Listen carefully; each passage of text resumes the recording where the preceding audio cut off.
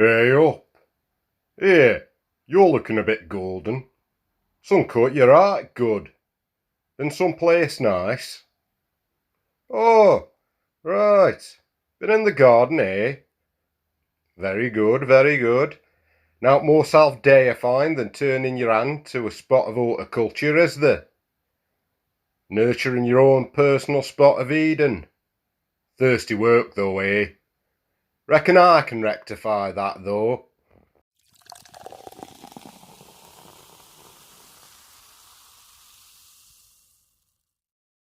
There. Nice drop of house special to wet your whistle. So what you been planting? Out nice? Oh, right. Weeding. Well, boring as it is, has to be done. Delicate ecosystem and all that. What's that? You doing the tree tomorrow? What do you mean? Cutting it down? What the bloody hell would you want to do a thing like that for? Flower bed? Right. Well, it's your garden, ain't it? Back in the 1970s, the Central Electricity Generating Board put an application into local council for planning permission. Wanted to install a number of overhead power lines on what used to be the Yeager family estate, out on the county margins, the edgelands as folk round here call it. After some back and forth, permission were granted, but for one small detail. A bit of privately owned land, around 9 acres, called Bowman's Hollow, right smack bang in the centre of the land the CEGB were trying to acquire. As you can imagine, this were a bit frustrating for them, as they were looking to get to work sharpish. The council advised the land were owned by a Mr. Terence Moeller, and that it might be worth making him an offer. Oh, Terence Moeller, the self-styled Lord of the Edge. Right character, proper belligerent old sod. Considered by many at the time to be somewhat of an oddball. Kept himself to himself for the most part. No living relatives, and only ever came into town to collect his pension. His granddaddy had been the Yeager family's gamekeeper before the incident, but that's another story. After the Great House fell, most of the land were claimed by the council.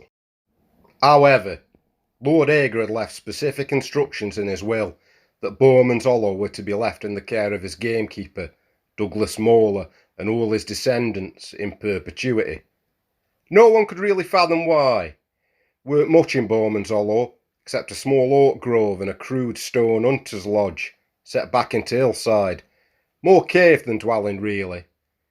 This were where Terence made his home, which folk found strange as it weren't exactly the easiest place to get to, nor did it have any of the modern amenities that you need to, well, live. So it came as something of a surprise to the CEGB when he turned them down flat, despite a rather generous offer. So they upped the offer. Again, nothing. This went back and forth for a few months, until finally they received a response from Terence by mail. Read simply, piss off. So the CEGB shelved the project, kept it in mind, and decided to play the long game, figuring they wouldn't have to wait long, given Terence were old and had no proper lifeline to speak of. Shock horror, the stubborn old bugger held on till 1991, dying peacefully in his bed. He hadn't left a will, so the land were claimed by the district. By then, the CEBG had been privatised, and all its upstream activities divvied up between 3 generating companies. Think it were Power Gen round here. Can't remember. The one where Paul Whitehouse did them adverts before weather. Either way, whoever it were, they immediately put an application in for the land. The council accepted, and they got to work. Here, looks like they need a top up. Bet you're thinking I come in here for a quiet pint and he starts rabbiting on about the history of British energy supply. Well, I'm getting somewhere, don't you worry.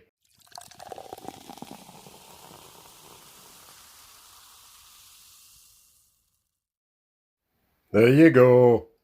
Enjoy. So, where was I? Ah, yes. So the construction teams came in with their diggers and cranes and whatnot, trucks laden with metal and cables, and so began the arduous task of erecting several transmission towers, evenly spacing them out over the length of the edgelands and the Jaeger estate. They hit a snag when they got to the Bowman's Hollow site. The optimal position for this particular tower was smack bang on top of the old oak grove. Now I know what you're thinking. How was that a snag when they have all that kit specifically for tearing up nature? Well, it's what they found that caused the problem. Most of the trees were cleared with little effort, but there was this one old gnarled oak tree right in the centre of the grove that, much like old Mola, were refusing to be uprooted. When they finally managed to topple it, they made a rather grisly discovery. 3 desiccated bodies, seemingly knotted into the roots of the tree. Of course, the police were called, a forensic team brought in, and work on the transmission tower halted till further notice. As it turns out, the bodies dated back to the early Iron Age. Strange, considering they were in extraordinarily good state of preservation, somewhat akin to Lindau Man, which was stranger still, since you'd think being buried under a tree would have hastened the decomposition process somewhat. I know, weird. Under any other circumstances, this would have been good news. Interesting archaeological find and all that. But that weren't to be the case. Now, it's usually best practice that before committing to a construction project of this size, that the potential archaeological significance of the site should be taken into consideration. Something that should have been sorted out way in advance during the planning stages. But due to an administrative blunder, it weren't. I reckon someone ended up with a swift ticket to the back of the door line for that little oversight. So, an archaeologist was called in, along with a professor from the university, and it were deemed the site were of great historical importance. The grove they'd so carelessly felled, a likely site of tribal worship. The subsequent excavation went on for 12 months. Finds came out of the ground thick and fast, jewellery, pottery, weapons, all in remarkably good nick. In an interview from the time, the power company's chairman were noted to have said, "I wish we had found a bloody crime scene. It'd have been less paperwork, that's for damn sure." Anyway, after nearly a year of sitting on their hands, the go-ahead were given for construction to recommence. The project in its entirety was signed off in July 1993, and that's when they started to show up. The pylon people, or as they like to call themselves, the children of the Strange folk, kinda like hippies, but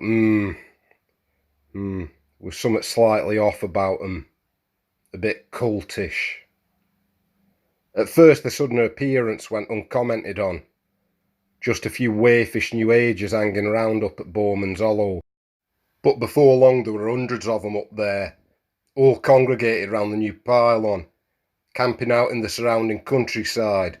It were like bloody Woodstock.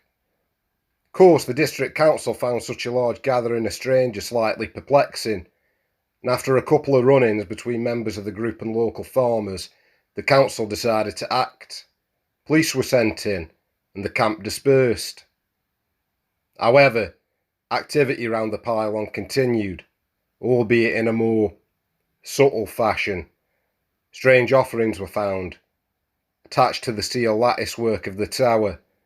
After an incident where one child of the were caught climbing the damn thing, it was determined that the best course of action would be to put the area under surveillance.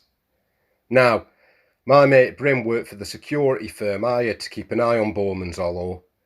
One afternoon he comes into bar looking quite shaken. Strange, I think to myself. Not much that had rattled Brin, ex-rugby player, see, were a prop forward for Cardiff RFC, until his injury. 6'4" and built like a brick shithouse. He caught quite an imposing figure, I can tell you. So I says to him, "Here, I Bryn. Trouble at mill? Look like you seen a ghost." He gives me this dark look.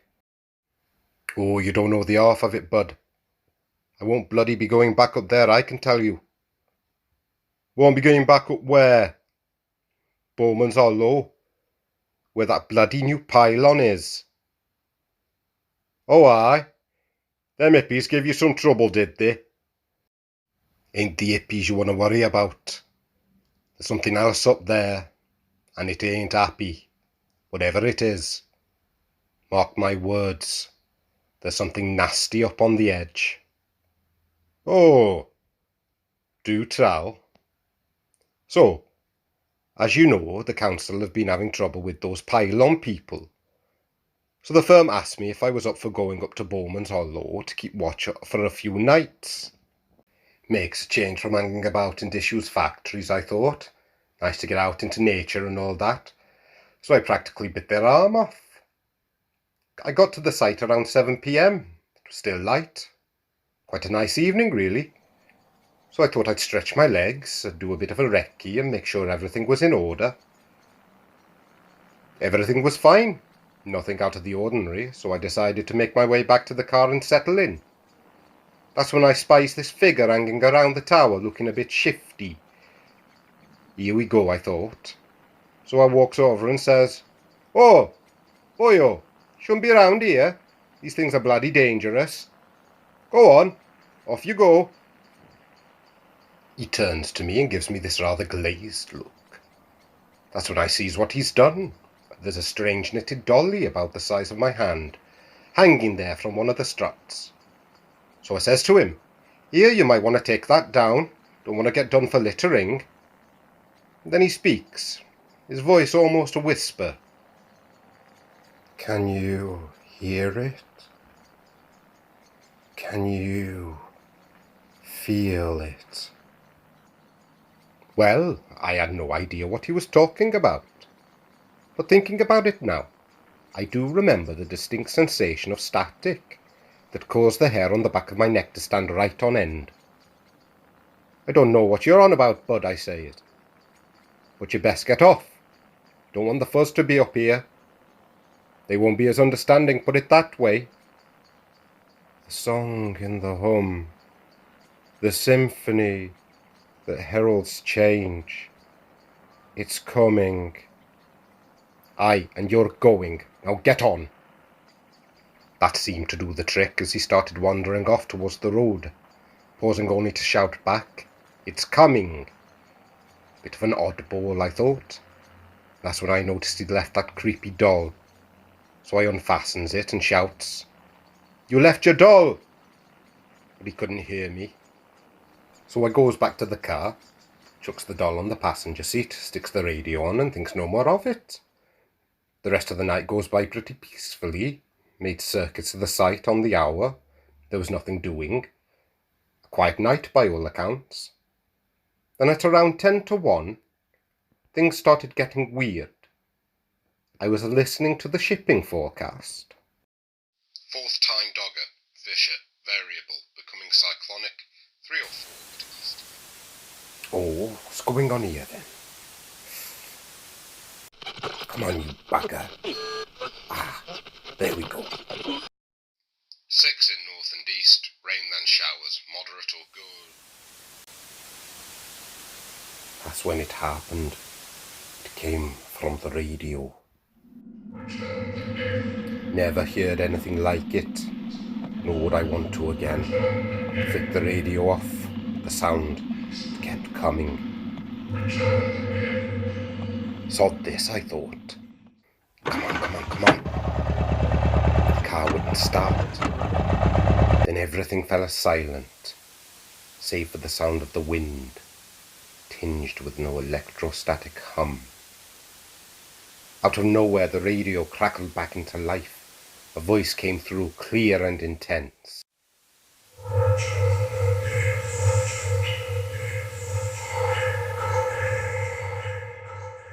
The gift. What gift? I looked over at the doll. Is this what it meant?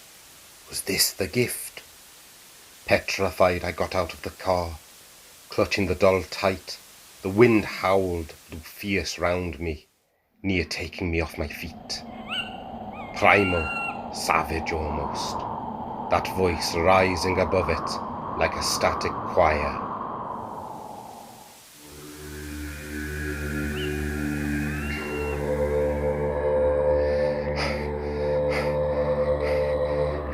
I'm doing it. There, that's better. You happy now? With that damn doll returned, I pelted Alpha Leather back to the car. Blessedly it started this time. I put my foot down and got the hell out of there. There's something at Bowman's Hollow. Something alive. It's in the current, in the power lines, humming its dreadful tune. Brim were never quite the same after that. He went a bit spiritual, if you take my meaning. In a strange twist, he relocated to Auckland, bought an houseboat on the Worcester Canal. God knows why. Big lad like that, can't imagine it's comfortable for him. So, before you uproot your tree, maybe have a think. Is it worth it for a patch of geraniums? A place for everything, and everything in its place and all that. You having another? Name either. You have a nice evening. Remember, you need out, just ring that there bell. Have a good 'un. I'll be seeing you.